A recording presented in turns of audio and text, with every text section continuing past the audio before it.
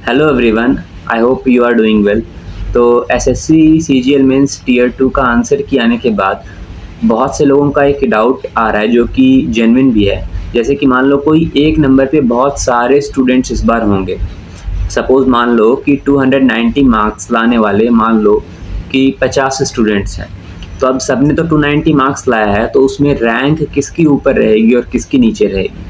तो इस वीडियो में आज हम लोग इसी पे बात करने वाले हैं। तो सीजीएल का टोटल 3 क्राइटेरिया है, तो वो तीनों हम लोग डिस्कस करेंगे जो एसएससी फॉलो करती है। ठीक है, तो इस वीडियो में आपको क्लियर हो जाएगा कि कैसे रैंक किसका ऊपर रहेगा, किसका नीचे रहेगा, किस तरह से डिसाइड होगा। ठीक है, तो इस तरह के वीडियो के लिए आप इस चैनल को जो है सब्सक्राइब कर सकते हो और वीडियो को लाइक कर सकते हो। ठीक है, क्योंकि हम लोग 1000 सब्सक्राइबर के बहुत ही करीब हैं। तो चलो वीडियो को स्टार्ट करते हैं। तो देखो, इस बार क्या है कि नॉर्मलाइजेशन होगा नहीं, क्योंकि एक ही शिफ्ट में सिर्फ एग्ज़ाम हुआ है, मल्टीपल शिफ्ट्स तो हुए नहीं हैं।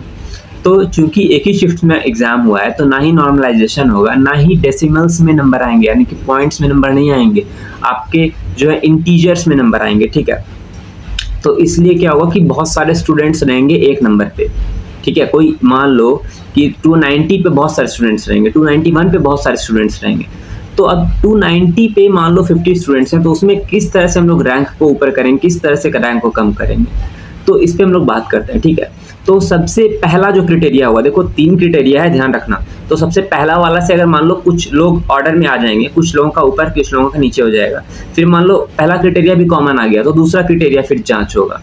फिर दूसरा क्राइटेरिया भी मान लो कॉमन आ गया, तो फिर थर्ड वाला जांच होगा। ठीक है, तो चलो हम लोग देखते हैं अभी तीनों क्राइटेरिया। तो पहला है कि मान लो कि 290 नंबर लाने वाले 2 स्टूडेंट्स हैं, ए और बी। ठीक है, अब दोनों का 290 है, दोनों में से कौन सा किसका रैंक ऊपर रहेगा।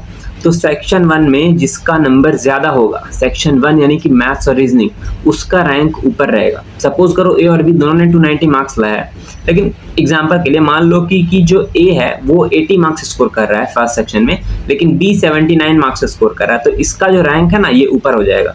ठीक है, ये टॉप पे रहेगा, समझ गए। अब देखो दूसरा कंडीशन, ये दूसरा कंडीशन कब लागू होगा, जब दोनों का मैथ में भी स्कोर सेम है। सपोज दोनों ने 290 स्कोर किया है और दोनों ने मैथ में 80 स्कोर कर दिया है। ठीक है, अब अप्लाई होगा दूसरा वाला चीज। तो इसमें क्या होगा कि डेट ऑफ बर्थ देखा जाएगा कि जो ज्यादा बड़ा है, ठीक है, जो ज्यादा बड़ा है एज में, उसको ज्यादा प्रायोरिटी दी जाएगी, उसको ज्यादा ऊपर रखा जाएगा। जैसे कि मान लो ए और बी है, दोनों ने 290 स्कोर किया, दोनों के मैथ्स में 80 मार्क्स हैं, लेकिन ए जो है वो सपोज करो 24 साल का है और बी जो है एक मान लो 22 साल का है। ठीक है, 22 ईयर्स का, ये 24 का, ये 22 का, तो 24 वाले को ऊपर रैंक दी जाएगी।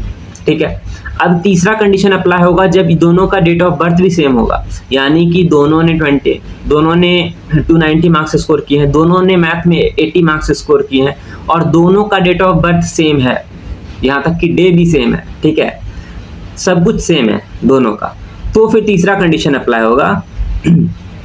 इसमें क्या होगा कि अल्फाबेट्स से दिया जाएगा रैंक, यानी कि मान लो ए का नाम अभिषेक है, बी का नाम कुछ भी यार कुछ बबलू है, तो ए इसका अल्फाबेट से नाम हो रहा है, इसका बी का, तो ए को ज़्यादा ऊपर रैंक दी जाएगी।